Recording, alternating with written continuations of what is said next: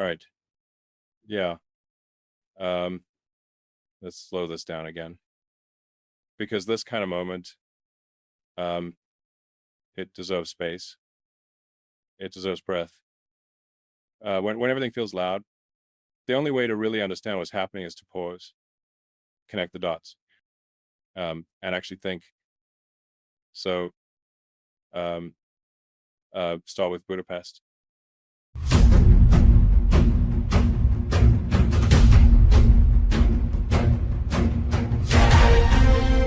Yeah, mass protests in Hungary don't just appear overnight. That's not how that society works.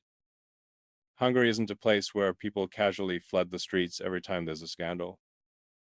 When you see tens of thousands of people showing up again and again, um, something structural has failed. And um, that failure didn't start last week. It's been building for years.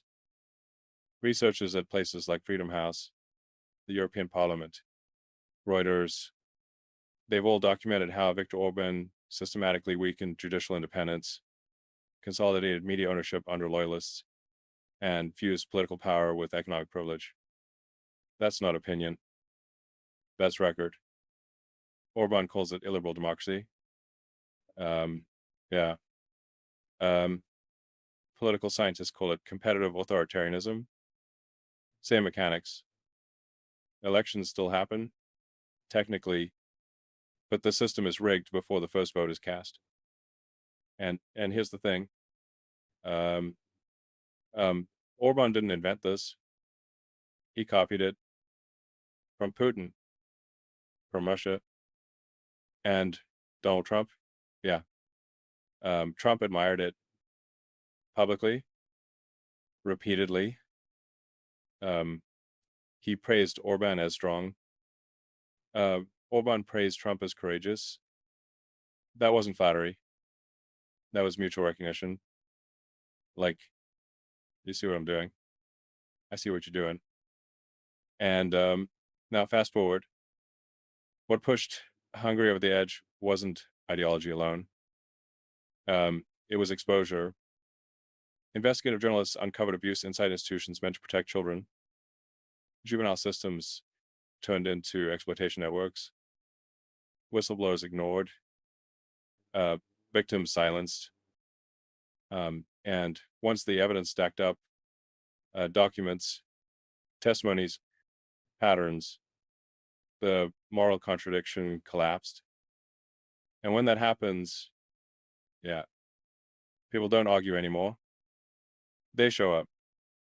Because nothing mobilizes a population faster than hypocrisy combined with cruelty, especially when leaders claim to be moral guardians while shielding abuse.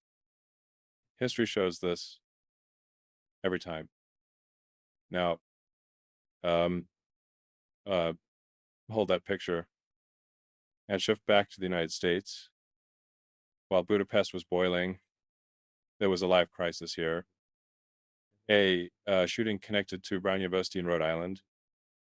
Active threat, shelter-in-place orders, law enforcement doing what they always do in those moments, limit speculation, centralize updates, verify facts.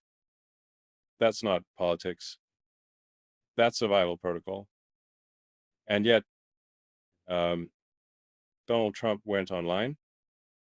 He posted that the shooter was in custody.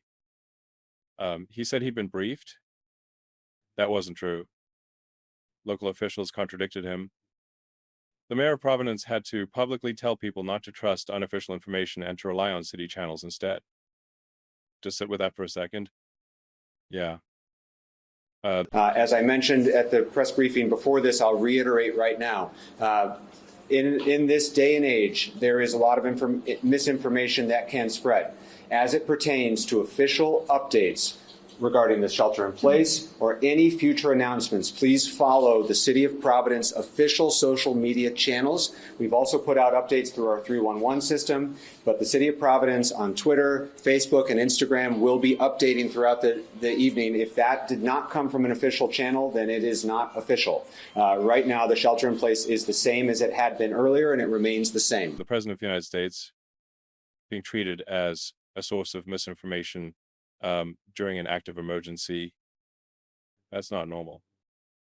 That's not noise. That's epistemic breakdown.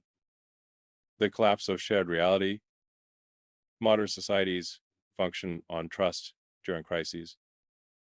Sociologists, behavioral economists, disaster response experts, they all agree on this. When people stop believing official guidance, panic spreads, compliance drops, and risk multiplies. False reassurance can literally get people killed. And that brings us back to guns.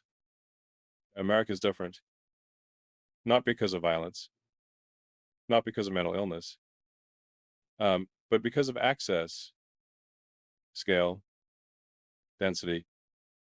Data from the CDC, the FBI, and peer-reviewed medical journals all point in the same direction. Firearm availability increases lethality. During the federal assault weapons ban, mass shooting deaths declined after it expired. They rose. The mechanisms are obvious rate of fire, magazine capacity, ease of acquisition. Yet instead of policy, we got theater, lawmakers posing with rifles, wearing AR pins, turning weapons into cultural identity markers. That's not governance. That's branding. And branding doesn't stop bullets. Now zoom out again. Yeah, because this is where the systems connect.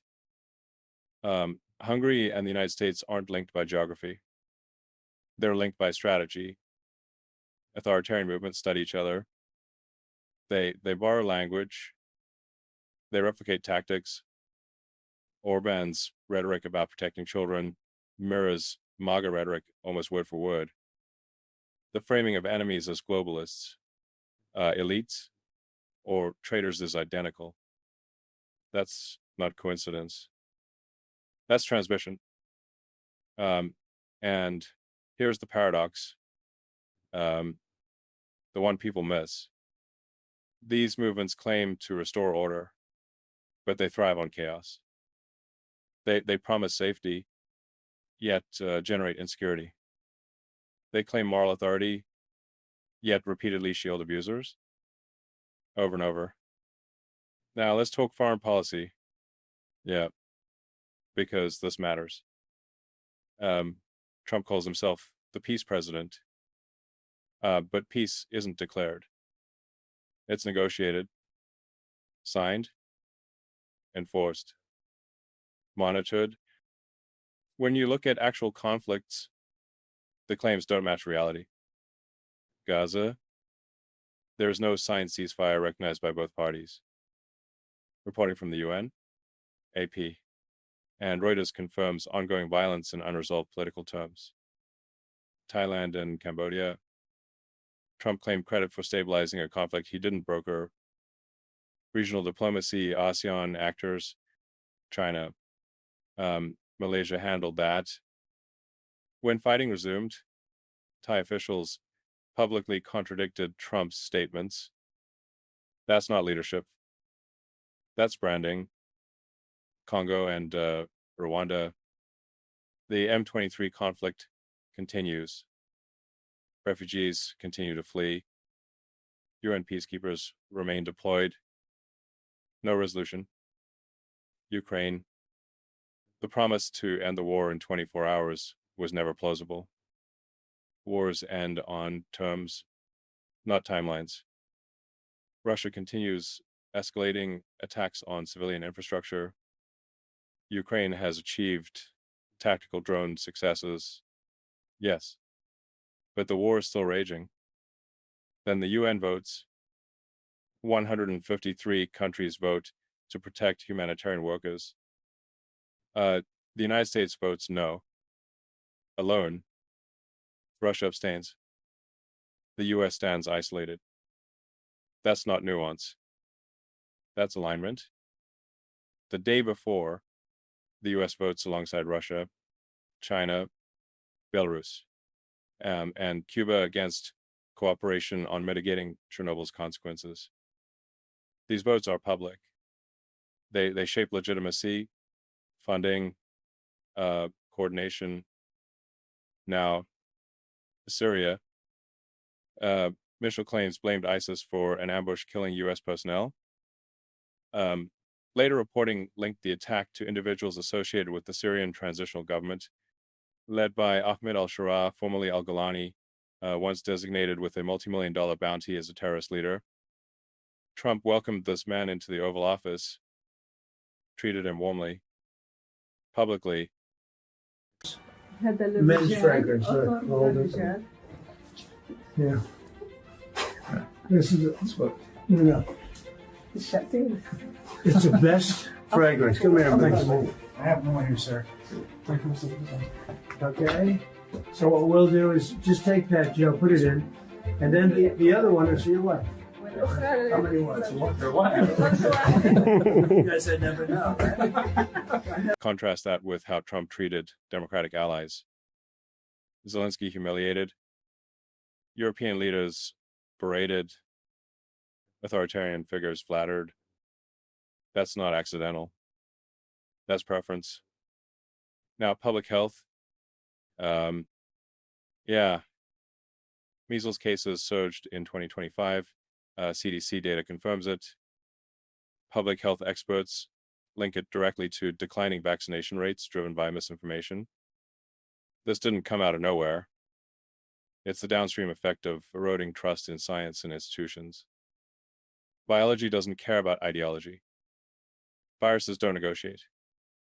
And while all of this is happening, what's the focus? Golf courses, public golf courses in Washington, D.C., targeted for takeover. Trump branding, exclusive access. Political economists call this state capture, redirecting public assets for private benefit while the population absorbs stress. Housing unaffordable.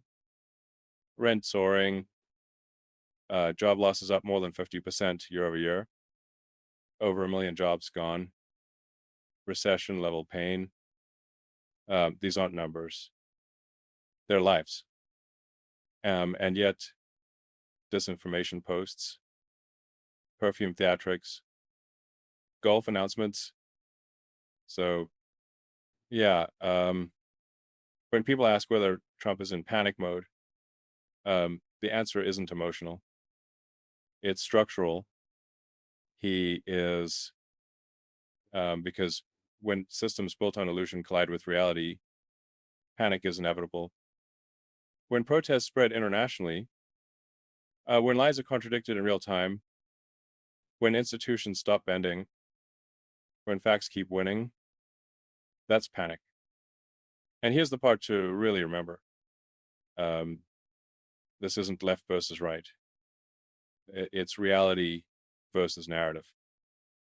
Systems either align with truth or they fracture under its weight. There is no third option. So if you're listening right now, pay attention.